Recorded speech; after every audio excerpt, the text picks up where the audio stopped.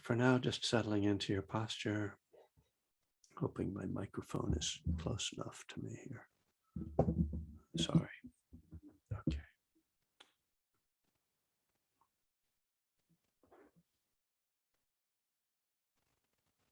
Yeah. We're bringing the attention into the body. You can close your eyes or just lower your gaze.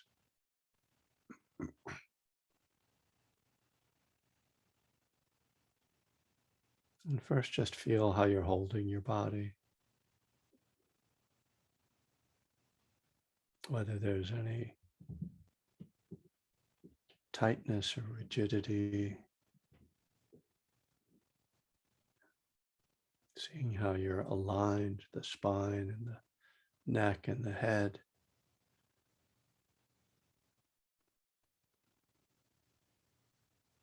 So we want to find a place of balance in our posture.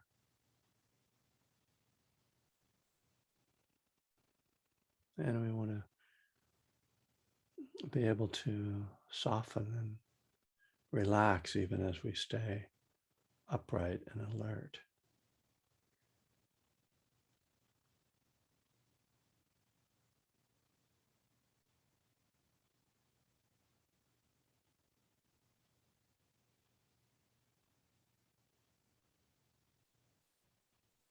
You might just move the attention through the body, kind of a sweeping or scanning fairly briefly, just checking in with any points of tension that need to be relaxed, like the jaw, relaxing the jaw, releasing the shoulders, softening the belly.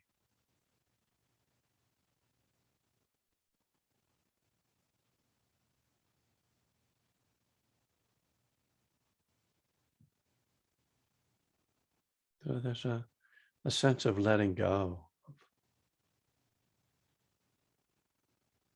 just feeling the body being drawn towards the earth by gravity.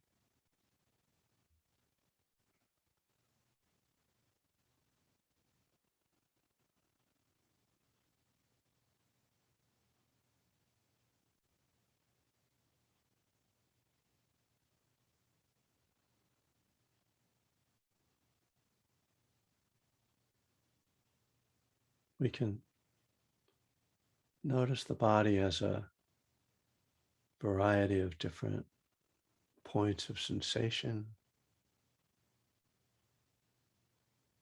And we can also feel it as a single object that contains all those sensations.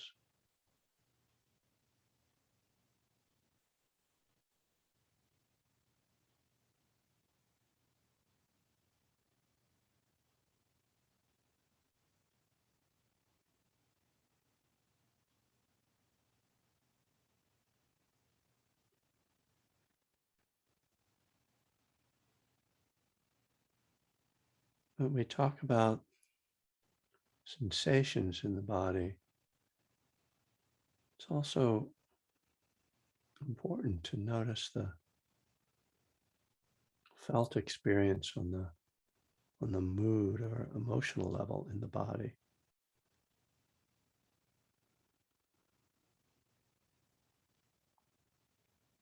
So just to notice how you're feeling. It's not exactly sensations, but this subtle, I'd call it an energetic, somatic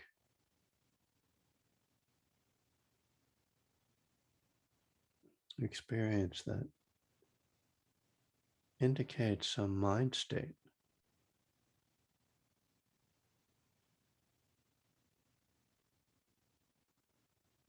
Or some activity in the nervous system.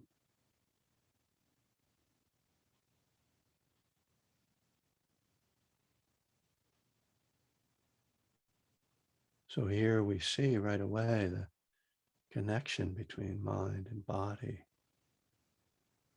Really not a connection, but the integration.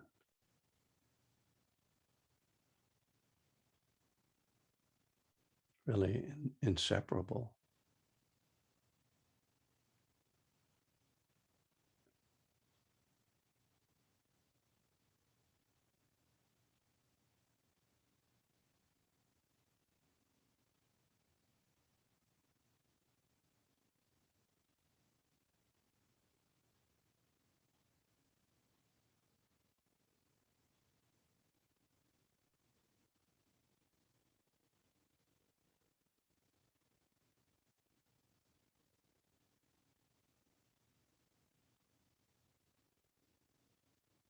So this examination of body and mood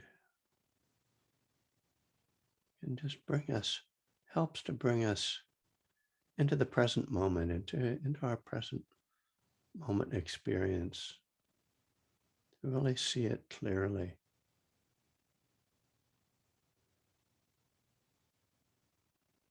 Sometimes we sit down to meditate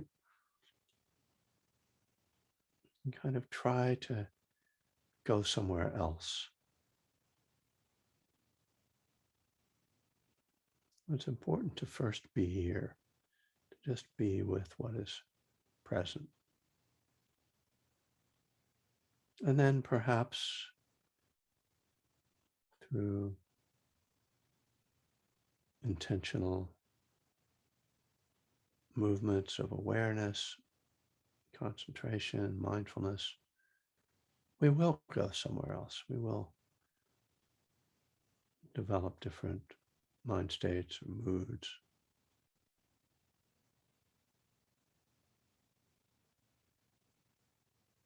But we don't want to start with that effort, because that means we're already trying to suppress something, fix something, enhance something.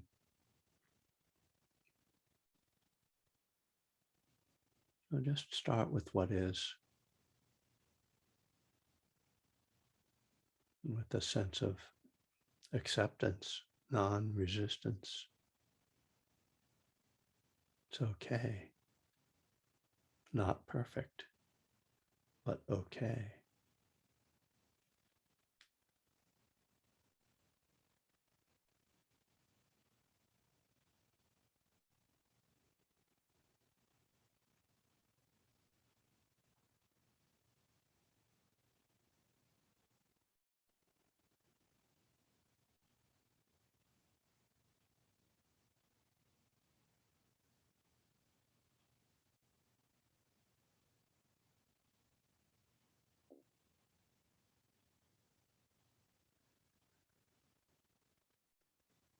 And once we've established this presence, this acceptance, and we can start to guide the attention a little more, focusing on the breath as a concentration object,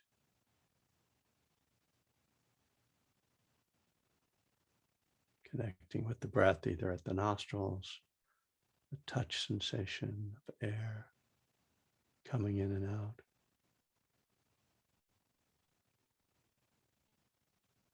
Or if it's more helpful to just feel the movement of the belly rising and falling with each breath.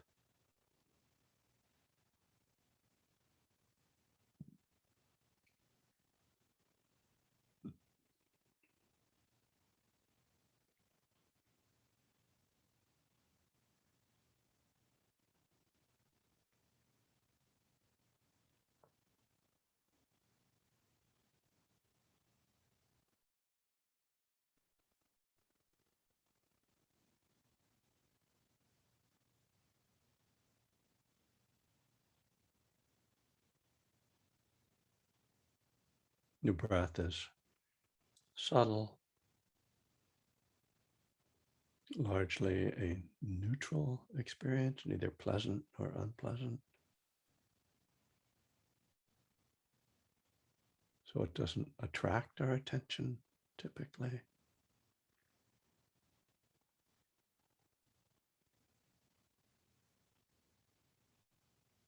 We have to make a little bit of effort just to feel it.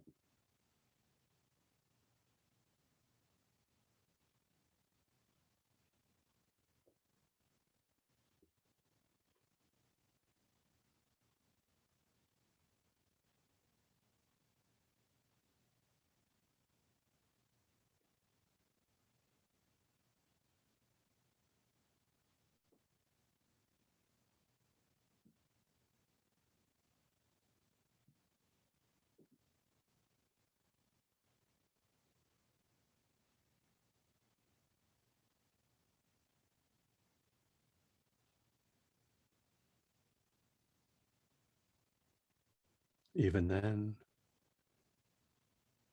it can be challenging to maintain or sustain our attention with the breath. Our minds are habitually caught in thinking, and so the mind often wanders.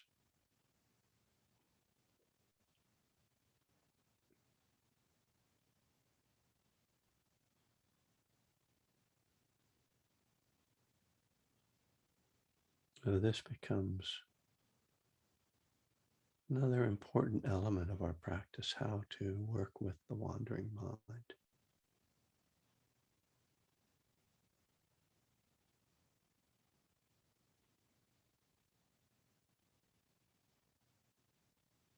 First of all, we want to try to be non-judging, not in a sort of argument with ourselves or criticism of ourselves for the mind wandering. Just, again, accepting, but then gently coming back each time to the breath. So a kind of training of the attention to stay with the breath.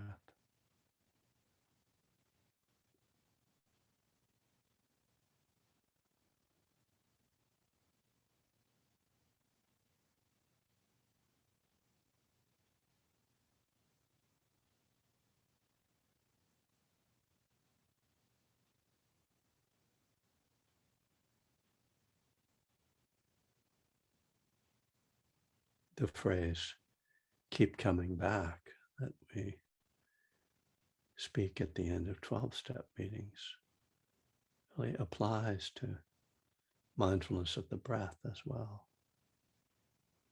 Keep coming back to the breath.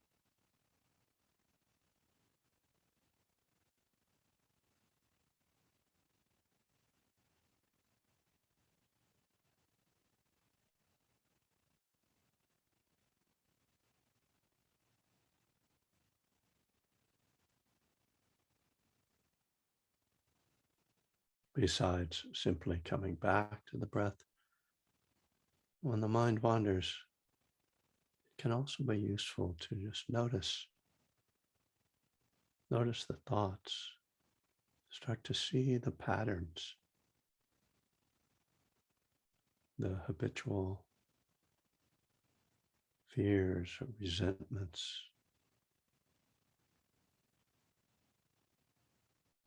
fantasies, plans, judgments.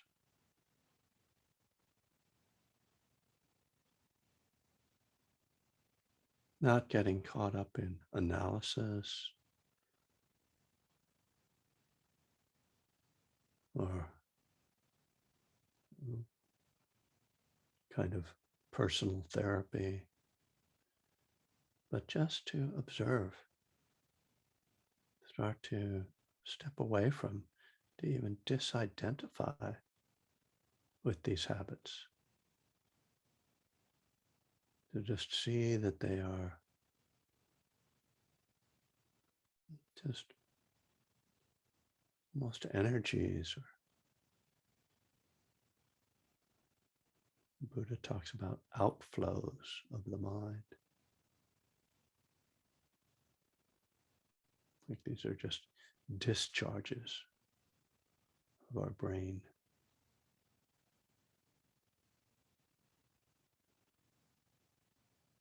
And yet we often let them run our lives.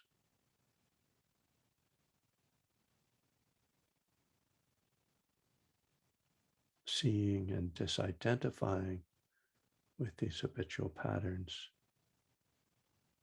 can help us to become free from those controlling forces. Let go, to have more clarity.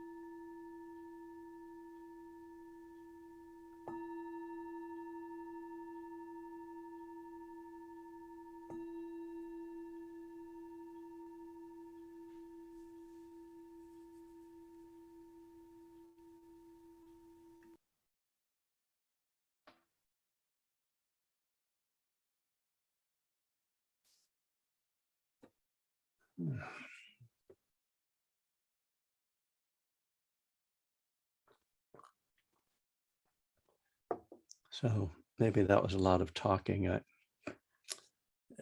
When I'm guiding meditation on Zoom, online, I tend to talk a little bit more. Um, I feel like we don't have that sort of group energy of just being in a space together where you can just let it be quiet. I feel like I'm leaving people hanging out there in the cyber world. So, but I do think, if you ever feel like it's too much, just mute. You can't mute me, sorry, but which would be great. But then again, why would you be here? But just turn off the sound or turn down the sound on your thing. Or if you're using earbuds, you can just take your earbuds out. I won't be offended. I don't think I'll be offended. I don't know. You never know what you're going to be offended by. Um, so yeah, as I said, I got home last night and I thought, well, I really should look at what we're covering tomorrow in the class. And so I'm in step 11, as I said. We're in the section called Buddhist Prayer. We just went through the Lord's Prayer, which some of you were here for, which was quite an adventure. We really went overtime. And I don't know if it was the topic or just people's mood, but so this section, and as I looked at it last night, partly because I was tired from flying and traveling all day. I just kind of felt like, oh my God, this is like too much or crazy. And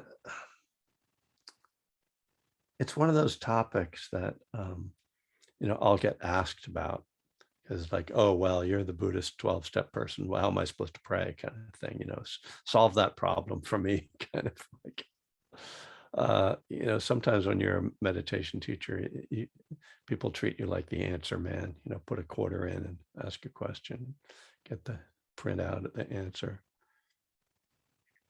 But it's interesting too, reading this again, this that I wrote so many years ago, and look at maybe how my own thinking has changed. But I will say, I mean, a lot of what I see in here is my struggle, to answer this question and to look at it, and I still kind of struggle with it a bit. And partly, I guess, at the end of the day, as they say, I just don't think it has to be a problem. I think it's one of those things like people, who resist, particularly if you have a struggle with God and everything, then you're kind of like, well, how am I supposed to pray? And you just like, don't worry about it too much, just kind of like see what happens, check it out, try different things. Don't pray if you don't feel like it, just don't, I think maybe it's partly because like the step says I'm supposed to pray. So if I don't pray, I'm going to drink, or my sponsor said I'm going to drink if I don't get down on my knees. I've never gotten down, never, well, since I've been sober. I used to get on my knees all the time as a kid when I went to mass, but I don't get on my knees to pray. So, and I've managed to stay sober for 36 years. So if anybody claims that you can't stay sober if you don't get on your knees, send them to me. And if they've got more time than me, then maybe they can, whatever. But anyway, I think there are a bunch of different ideas in this section, which I think are worth looking at. So we'll kind of go through them. This first idea is that as it says here, one way of understanding Buddhist prayer is as setting intention. This means making conscious and explicit our highest aspirations. A lot of times, as with the Serenity Prayer, I find this to be more like reminding myself of what is true. Hey, there's some things I simply can't change, so I better get over it. Prayer is meant to break through the mind's barriers of negativity and pain and open the heart. It's not a bad sentence, not, I think, worth repeating. Prayer is meant to break through the mind's barriers of negativity and pain and open the heart. So by using ritualized language, we remind ourselves that these are timeless truths, reliable words. So this is, I think, the first reason for using prayer, at least for me, which is like, I'm in this difficult space, and because I don't have any clarity in that difficult space, it helps me to take some language and speak it, whether silently or aloud, to remind myself, oh, right, like, you know, turn it over, or the serenity prayer, grant me the serenity to accept the things I cannot change, or in Buddhist terms, and we'll get into this in the next section, may all beings be happy, or, this kind of phrase, language that is just like words that I know, that I've heard before, that remind me of how I want to be, even though in this moment I don't feel that, I'm not feeling that.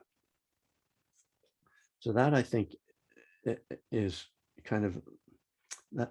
I mean, for me, that's kind of the most important part of it, because when I'm meditating sometimes, and I get into a really difficult mind space, like I just space out and get into a negative thought cycle, I'll bring myself back sometimes with words, and the ones that I use a lot are held in the arms of love. I have that in my book, Living Kindness, held in the arms of love. And it's just something I say to myself, like, I'm being held with love. And it's one of those things you can just put your hand on your heart, But James Barris likes to do this, put his hands on his face, just touch yourself, kind of a prayer, right? Just touching yourself. So in a way, what I'm talking about is like snap myself out of the cycle, the negative mind state cycle, snap myself out with language. So the next sentence, though, still, sometimes these traditional forms of prayer can be limiting. So then I have this piece from Brother David Steindl-Rast, from his lovely book, Gratefulness, the Heart of Prayer, where he talks about how you can be sort of repeating these prayers rote, right? This is the other side, where it sort of doesn't work, where you're just saying them because, like, I'm supposed to say these words, right? Just like very much for me as a child, that's kind of how it was, right? And then it's like there's no life in it. And I think that's one of the things that alienates people then about prayer. And he talks about how, like, you can be saying these prayers and it doesn't mean anything, and then you're outside, but he says, like, watering the African violets. Okay. And all of a sudden you're just totally there with the flowers, and and present, and that's more of a prayer. So what he's really pointing to then is mindfulness, right? Which is interesting, to think of mindfulness as a kind of prayer. It's a nonverbal prayer, but why do prayers have to have words? I guess that's how we typically think of them. But I think loving kindness meditation, which I think is a prayer, is often done without words. It's done as a felt experience or a visualization, radiating kindness over the entire world, says the Buddha. Radiating kindness, there's no words in that. It's just a feeling, a felt experience. Oh, well, here it says, prayer isn't just words, it's a state of mind, of sinking into the truth, into the meaning. Yeah. So that's what's vital, right? I had I used to teach this college course at St. Mary's College, Catholic college. And one of the students told me that after she learned mindfulness and started to practice mindfulness meditation every day in class, as we did, that when she went to Mass, it was much more meaningful and powerful for her to go to Mass. that she had much more of a like religious experience, which I thought was lovely. Then, as I say here, to believe that just repeating some stock phrases will bring results is magical thinking. And this is where, we step into the real challenge. And I think where a lot of people, again, have a resistance.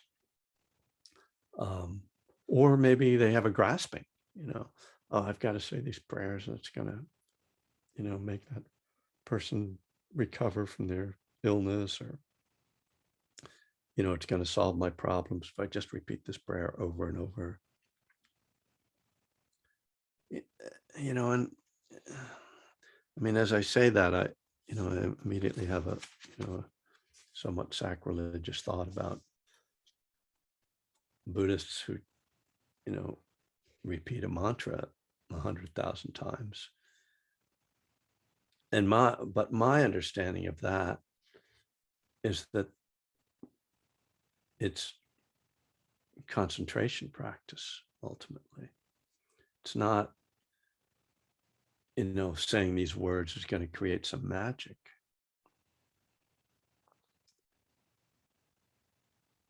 However, and I address this in the next section, there's another way, when we get into this question of like, does prayer work, which I think is one of the less useful things to think about in your life, but if you so choose, and people obviously do, because we know there's been like research on this stuff, supposedly, I don't know, research, and I always put that in quotes, researching the mind is a notoriously slippery area. But, in Buddhist terms, if there's anything that might create, excuse me, something we would call magical, it would be through very deeply concentrated states. And we see examples of this in the texts, in the early Buddhist texts. And then there are contemporary Buddhists like Dipa Ma, who supposedly, did things that were somewhat magical. Like they say that she could move through walls and be in two places at one time. I don't know.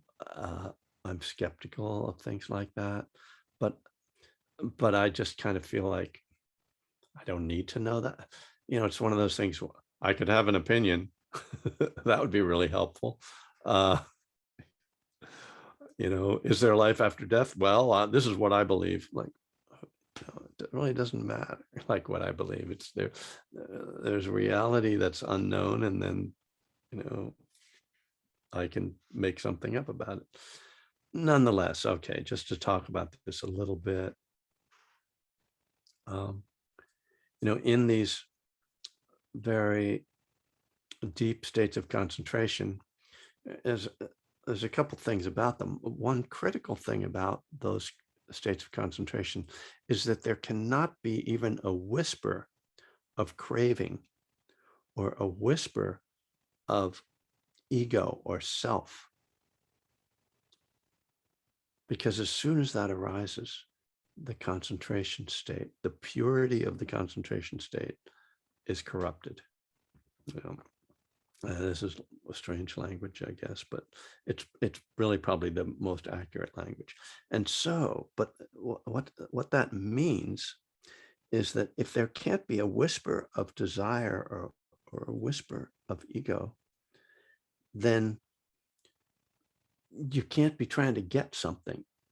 So that kind of goes against the whole idea of I'm praying to get something. So the only kind of impulse that can come out of that mind state can only be a very pure impulse that's driven by love and compassion. There can't be any ego in it.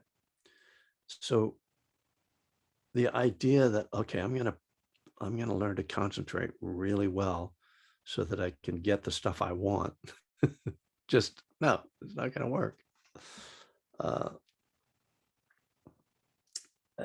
I'm afraid to even like open up for questions on this topic because I feel like, oh, what about black magic? That's like, because that's what comes to mind. Wait a minute. And, I don't know is probably the best answer I have for most of these things. So let me move on here a little bit. Uh, so looking at the last section of this section. Um, all right, I'm going to read this. I don't know what it says. What I think now is that if a higher power is in fact the ultimate truth, then we cannot be separate from that. So there's nothing outside ourselves to pray to. You could say that prayer to an external higher power doesn't make sense. However, most of the time we aren't living in awareness of ultimate truth, and pretending to be there doesn't help. It's more helpful to recognize that although we know there is an ultimate truth, at any given moment, we might not be able to experience that. Our minds are mostly caught up in duality.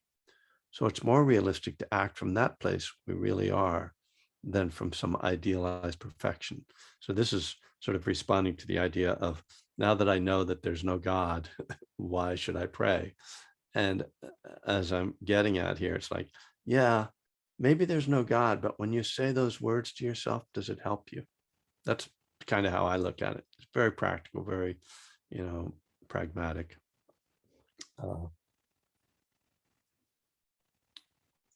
Otherwise, all we have is this, quote, knowledge of ultimate truth, which is solely intellectual, and our hearts have no refuge. We can be left with a sort of existential loneliness. Yes, we can. Uh, the Buddha is always trying to pull us away from extremes of thinking, often giving answers that don't allow us to rest in any one way of seeing things. What this tells me is that it's okay when the heart yearns for some outside support to pray to, quote, God. For me, God is not a being, but more like praying to the universe or the Dharma. At that moment, I feel separate. So to express that with a dualistic prayer is appropriate. It's an expression of where I am in that moment. At those moments when I feel totally in tune with the universe, the heart open and flowing, there's no need to externalize God. My prayer is my being itself.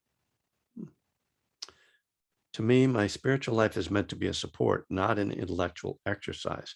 So God, as I understand him, can and should be whatever I need to be at any given time. I don't have to answer to some logic or some rule-making body, just respond to what my heart is calling for in this moment. The end. I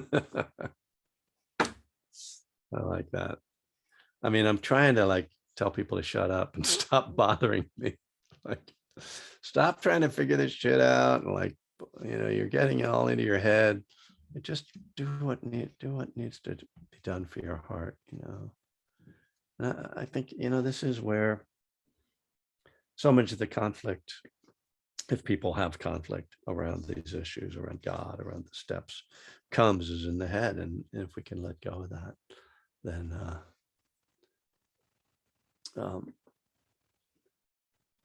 then it gets it's simple in a way. I mean, nothing's really simple, but it doesn't have to be a mess. It can be something that just what works for me. And and it's interesting sometimes, like to check in with yourself, like right in this moment, how does it feel when I say God? Does it feel like warm and fuzzy, or does it feel like hard and alien? So I I think for me, I don't think about prayer per se these days, but I realize that at times I kind of call upon, just as I said earlier on, call upon kind of phrases that just calm me down. Like sometimes I just say love, love, love, just to calm myself down. Or breathe is a prayer, right? Just breathe. Or it's okay. I'm okay. or just let go, all of those things are prayers to me, just ways of speaking and verbalizing a need, a felt need in a given moment. So I will open it up to see if there are thoughts or comments on this tricky topic.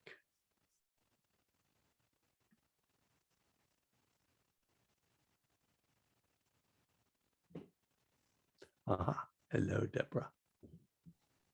Good morning, Kevin.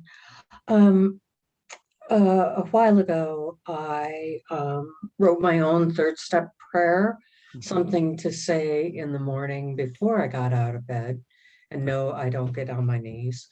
But lately, I've been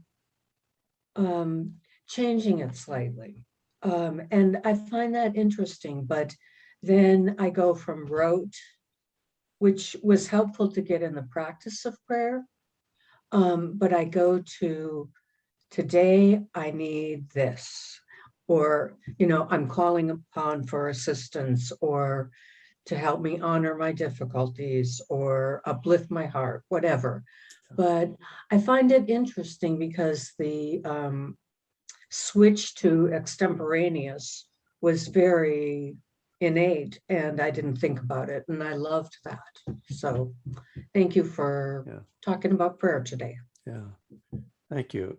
And what I appreciate, though, is that you're talking about just letting that evolve. Like it doesn't have to be like a thing, like this is the way it's done, this is the proper way to do it. It's like, because I think we're always evolving as spiritual beings, and where we are, might not even have thought about, like, what do I believe right now? And then it's only when you hear a prayer that you realize, oh, this is how I'm responding to that right now, even though I responded differently in the past. Thank you. All right, some more hands up. I guess Maureen. I'm not sure whose hand went up first, so. Hi, I'm Maureen. Hey, Kevin. So I'm very new to this.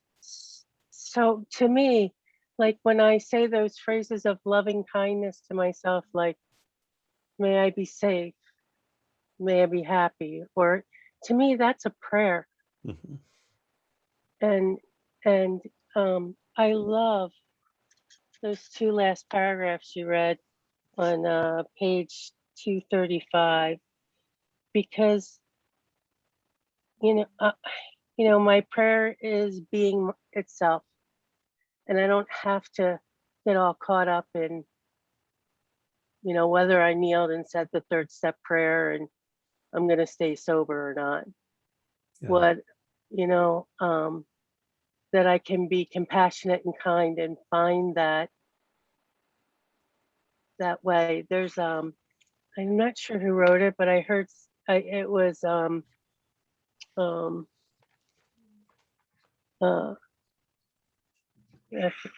surrender to what is, let go of what was, and have faith in what will be. Oh, very nice. And yeah, that's just that's kind of my serenity prayer when it feels rote to me. Mm-hmm. I can go to.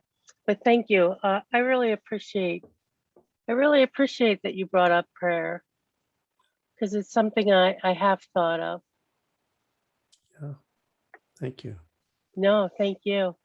So I'm reminded that someone who was in a workshop with me years ago came up with her own third step prayer, Buddhist third step prayer, which it's in the appendix of my workbook. I could dig it up too.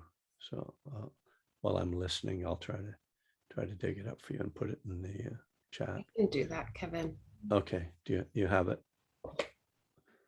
I mean, yeah. Okay, but you'll have to type it, whereas I have it. Oh, you have as a Word document since I wrote the book. Okay. Easy to copy and paste.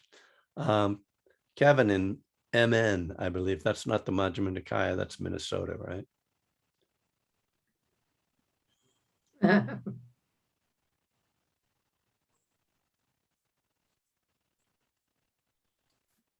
Yeah. you're muted. Yeah, we need you to. Oh, okay. Yes, I'm sorry. Yeah, actually, MN is a new chant. Yes, very nice. Anyway, it's Minnesota. Yes, and a little bit of background. 40 years ago, I was chanting Nichiren Buddhist. Okay, Yeah. and about 3 years, I was pretty active, and as most people well know, there are so many different sects of Buddhism and schools of Buddhism, and what sutra do you focus on and who do you follow and all that kind of stuff. But I see a real big division between what I was doing then and what I guess I kind of believed over the last 40 years and what goes on now, Kevin, in your Sangha and in Recovery Dharma, which I'm very active in. This goal of like peace and being at ease and everything like that. Whereas with the chanting Buddhism that I was involved in, it was more dynamic. It was more like get in tune with the universe, be one of those gears that mesh with the bigger picture. And to me, that all kind of made sense. I'm not a very serene person to begin with. And, I wonder how, what are your comments on that? I mean, being, actively involved and trying to get into that rhythm, whether that's through chanting or good works or group prayer or whatever, as opposed to this flip side, contemplative, inward looking, kind of like, whoa, I'm gonna chill. Yeah, Yeah, I mean, I think there's a question there. yeah,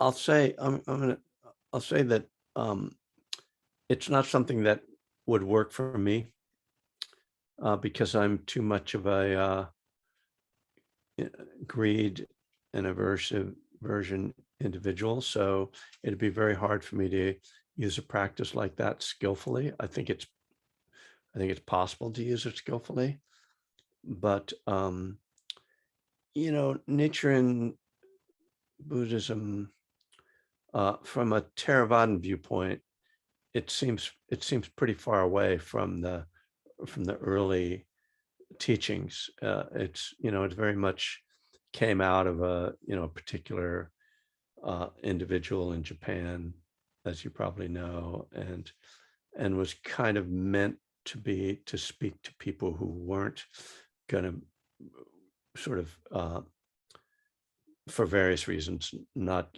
going to be contemplatives, and it was sort of offering them another approach, and it's but it's it's just kind of at the other end of the spectrum from Theravada Buddhism. So I don't have anything very helpful to say about it.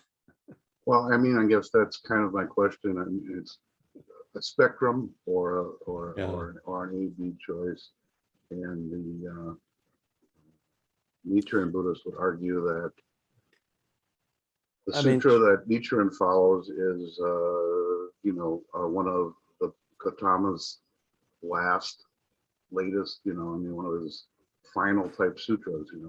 Why would he wait 40 years to get to that conclusion, if you will? Yeah, well, that's fiction.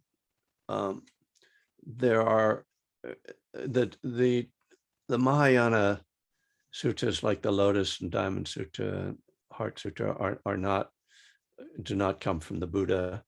That doesn't mean they aren't Buddhist, but they don't come from the Buddha. That's kind of mythology. I should say mythology to make it more respectful, because I don't want to be disrespectful.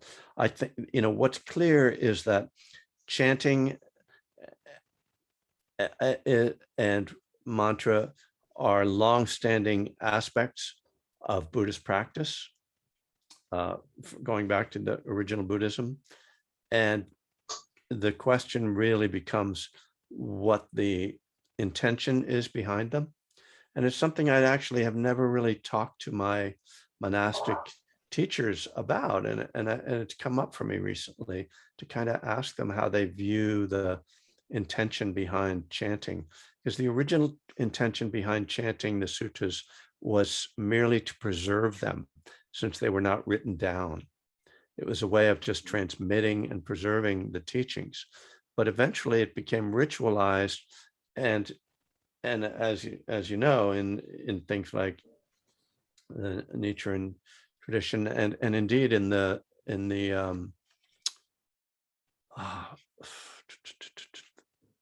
the Berkeley Buddhist monastery. I know one of you can remind me their tradition that chants Pure Land. yeah, Pure Land. Thank you.